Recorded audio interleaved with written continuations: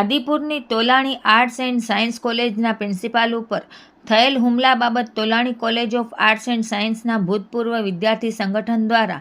આજરોજ પૂર્વ કચ્છ પોલીસ અધિક્ષક કચેરી ખાતે આવેદનપત્ર આપવામાં આવ્યું હતું। આવેદનપત્રમાં જણાવવામાં આવ્યું કે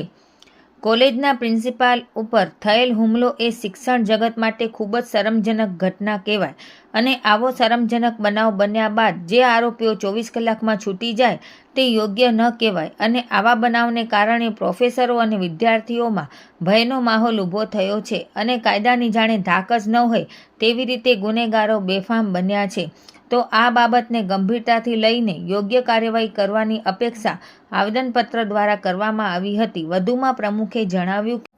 ભારત માતા કી જય। કાલ પરમ દિવસે 2 દિવસ અગાઉ 25 તારીખે બપોરના જે તોલાણી આર્ટ્સ એન્ડ સાયન્સ કોલેજના પ્રિન્સિપાલ સાહેબ સુશીલ ધર્માણી સાહેબ ઉપર જે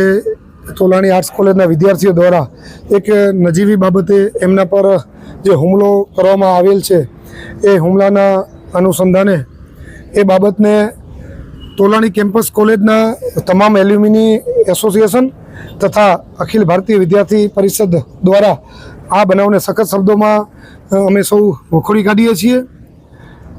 આ બાબતે કોલેજના વિદ્યાર્થી દ્વારા કાલે ધરણા પણ કરવામાં આવેલ હતા અને આદિપુર પોલીસ સ્ટેશન ઉપર પ્રિન્સિપાલ સાહેબ દ્વારા ગુના જેમણે કર્યો છે એમના ઉપર ફરિયાદ દાખલ કરવામાં પણ આવી હતી અને એ ફરિયાદના અનુસંધાને આદિપુર પોલીસે 6 કલાકમાં તમામ આરોપીઓને પકડી લેવામાં પણ આવેલ હતા અને એ તમામ આરોપીઓનો જે ઘટના સ્થળે બનાવ બન્યો હતો ત્યાં રિકન્સ્ટ્રક્શન પણ કરવામાં આવેલ હતું। એ બાબત પ્રશંસાને પાત્ર છે,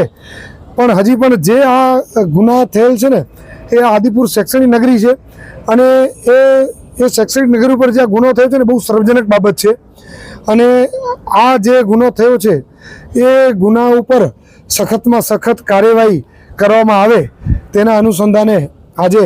તોલાણી કેમ્પસ કોલેજના તમામ એલ્યુમિની એસોસિએશન તથા અખિલ ભારતીય વિદ્યાર્થી પરિષદ દ્વારા અમે એક આવેદનપત્ર એસપી સાહેબને આપ્યો છે અને એસપી સાહેબે અમારી રજૂઆત સાંભળી છે